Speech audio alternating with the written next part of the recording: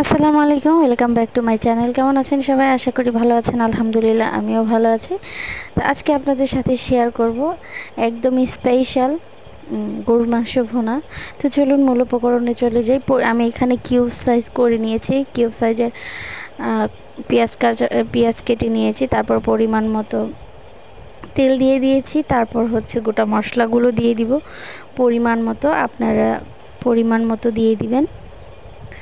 তারপর এখানে আমি হালকা একটু ভেজে নেব কাঁচা গন্ধটা যাওয়া আগ পর্যন্ত। কাঁচা গন্ধটা চলে গেলে তারপর আমি মশলা অ্যাড করে দিব। এখানে আমি লবণ দিয়ে দিয়েছি, লবণ দিয়ে আর একটু ভেজে নেব। তারপর মশলা বাটা দিয়ে দিয়েছি। তারপরে এখানে আদা রসুন জিরা পেস্ট দিয়ে দিয়েছি 2 টেবিল চামচ। তারপরে এখানে পরিমাণ মতো পানি দিয়ে দিয়েছি কষানোর জন্য। হলুদের গুঁড়া মরিচের গুঁড়া দিয়ে দিলাম। তারপরে একটু ধনিয়া গুঁড়া দিয়ে দিলাম, দিয়ে ভালো করে কষিয়ে নিয়ে তারপরে এখানে আমি একদমই ছোট ছোট করে গরুর মাংসটাকে কেটে নিয়েছি, একদমই ছোট ছোট। আর এই ছোট ছোট গরুর মাংস খেতে খুবই ভালো লাগে। আর বড় মাংস তো ভালো লাগে, কিন্তু একদমই ছোট ছোট করে কলিজার মতো সাইজ করে, কলিজা যেভাবে আমরা রান্না করি ঠিক সেইভাবে সাইজ করে রান্না করলে খুবই ভালো লাগে। আর অসাধারণ অসাধারণ। আর এটাকে আমি একদমই ভালোভাবে কষিয়ে নেব। যখন তেল ছেড়ে আসবে তখন আমি আবারও ঝোল দিয়ে আবারও রান্না করব। তো আমার ভিডিও আপনাদের ভালো লেগে থাকলে অবশ্যই লাইক কমেন্ট সাবস্ক্রাইব করবেন। যারা অলরেডি করে ফেলেছেন তাদের সবাইকে অসংখ্য অসংখ্য ধন্যবাদ। যারা এখনও করেননি প্লিজ প্লিজ আমার চ্যানেলটিকে সাবস্ক্রাইব করে দেবেন, পাশের বেল আইকনটি বাজিয়ে দেবেন।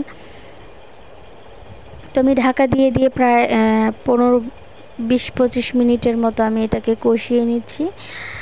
কষিয়ে নিয়ে আমি এই রান্নাটি খেয়েছিলাম আমার এক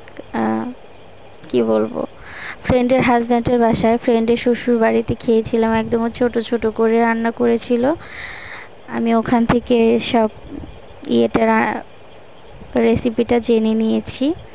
আর এখানে আমি অফ ক্যামেরায় যত মশলা আছে জয়ফল জয়ত্রী, তারপর শাহি জিরা, যা যা আছে মশলা সব আমি এখানে গুঁড়ো করে তারপর অ্যাড করেছি। যেটা আমার স্পেশাল মশলা ঠিক সেটাই আমি ইউজ করেছি। তো দেখতেই পাচ্ছেন আমি ঝোলটাও দিয়ে দিয়েছি, কথায় কথায় ঝোল দিয়ে দিয়েছি। এখন এটাকেও আমি ভালোভাবে আরও টানিয়ে নেব, কষিয়ে রান্না করে নেব এই পানিতেই। তো আলহামদুলিল্লাহ আলহামদুলিল্লাহ খুবই ভালো ছিল।